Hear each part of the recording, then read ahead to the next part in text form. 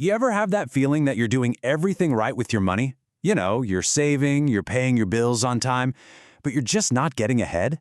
It almost feels like there's some secret rule book that everyone else has, but you don't. Well, it turns out there kinda is. So let's dive in and uncover these hidden mechanics of money that make so many of us feel like we're falling behind. It's that classic 3 a.m. feeling, isn't it? You're staring at the ceiling and your brain just starts running the numbers. The mortgage, the car, the groceries, just trying to figure out if this is the month you finally get ahead. You are so not alone in this. It's a shared anxiety, and believe it or not, it's often born from comparing yourself to completely the wrong numbers. So this is the big question we're really going to tackle. We're going to look at why that feeling of financial struggle is so incredibly common, even when, on paper, everything should be okay. And the answer? Well, it's hidden in a series of money mirages, these invisible drags on our wealth, and a few levers of control we don't even realize we have. All right, let's start with the biggest illusion of them all, the numbers that the financial world uses to measure success.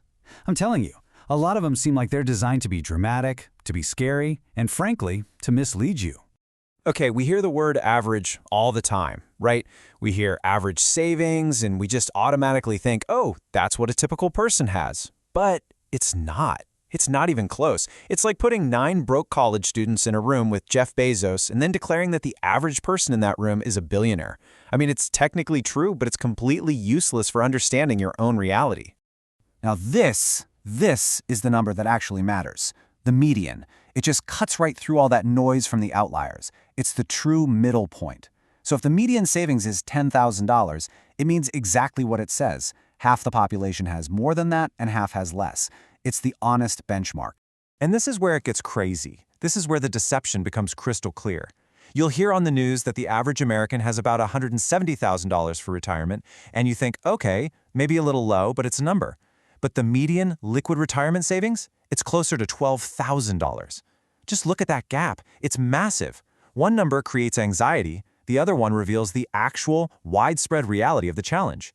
So the most important thing you can do is find your real benchmark. Look here, for people in their 30s, the median is around $12,000. So if you have $20,000 saved, you're not behind at all. You're actually doing better than half the people your age.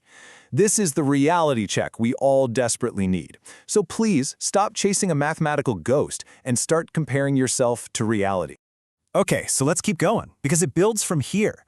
Beyond these misleading numbers, there are these decisions we make that feel so smart in the moment, but they quietly, slowly drain our wealth over a lifetime. And it often starts with something as simple and common as getting a new car. So let's meet Jake and Marcus. Jake decides to lease the car. His monthly payment is over $200 cheaper. I mean, he feels like a total genius. He's got all this extra cash in his pocket every single month.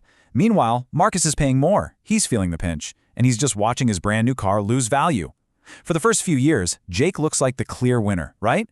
But the story completely changes over time. See, at year 3, Jake has to turn his car in and start a whole new lease. That payment conveyor belt, it never stops for him. But at year 5, something amazing happens for Marcus. He makes his final payment. He's done. From that day forward, Jake is still paying $299 a month, while Marcus is just paying for gas and maintenance. The flip happens so quietly, but it is absolutely decisive. And here's the truly staggering result. Over an adult lifetime of owning cars, this one single decision to always lease versus buying and holding can create a 6-figure difference in your net worth. It's the perfect example of a low monthly payment hiding a massive lifetime of cost. You know, this same logic applies to all those tempting 0% financing deals on furniture or electronics. The real trap isn't the interest rate, it's the commitment itself. When you agree to pay $100 a month for the next 2 years, even with 0 interest, what you've really done is given away $100 of your future flexibility for 24 months.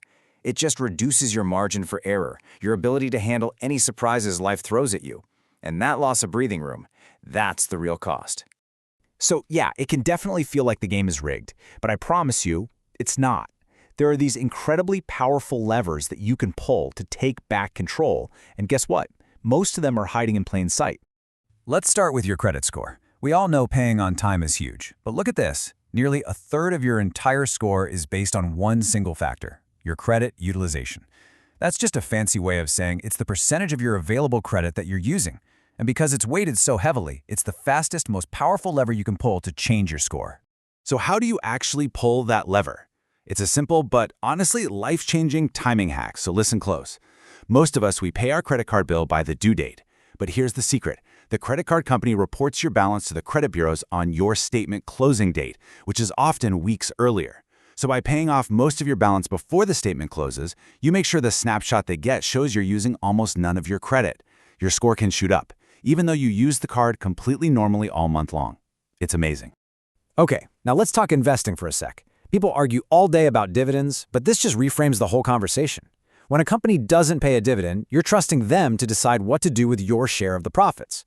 But when they do pay a dividend, they hand you your slice of the pie, and you get to decide.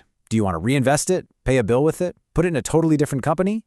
See, it's not free money. It's you taking back financial control. And look, for most of us who are just trying to build wealth, the simplest tool is usually the best one.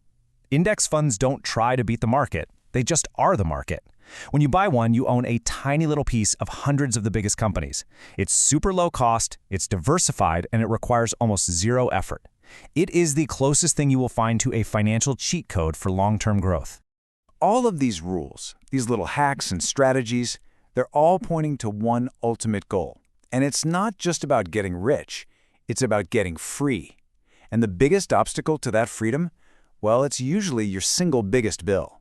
This is what you hear time and time again from people who've paid off their mortgage. It's not just financial relief, it's this profound psychological shift. Think about it. Every major life decision, changing careers, starting a business, taking a risk, it's all been filtered through the question, yeah, but can we still cover the mortgage?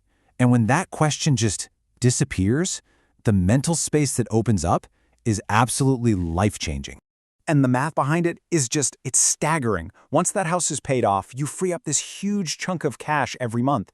If you consistently invest that former mortgage payment, let's say it's $2,000 a month, it doesn't just add up, it compounds like crazy. In 20 years, you could have over $1 million, with more than half of that coming purely from market growth, not even your own money. It's incredible. So after all that, what are the new rules? Well, it really just boils down to 3 key shifts in how you think about money. First, and this is the big one, stop chasing a ghost. The average is a skewed, anxiety-inducing number. The median is your true benchmark. Just knowing where you actually stand relative to your peers is the first real step toward making a plan that works. Second, always look past the monthly payment. Whether it's a car lease or some 0% APR deal, the real question isn't, can I afford the payment? It's, what is the total true cost to me over the entire term, including the flexibility I'm giving up? And finally, reframe your mortgage. It's not just a debt, it's a constraint. In a way, it's kind of like a 30-year employment contract that dictates your career choices, your tolerance for risk, and your freedom. Seeing it that way, it changes your motivation from just paying a bill to buying back your own life. So, I'll just leave you with this. Don't just think about the numbers. Think about the freedom. Seriously, what choices would you make? What risks would you finally take? Who would you be if that single biggest financial weight in your life was suddenly gone? Because that is the real prize. And knowing these hidden rules, that's how you get there.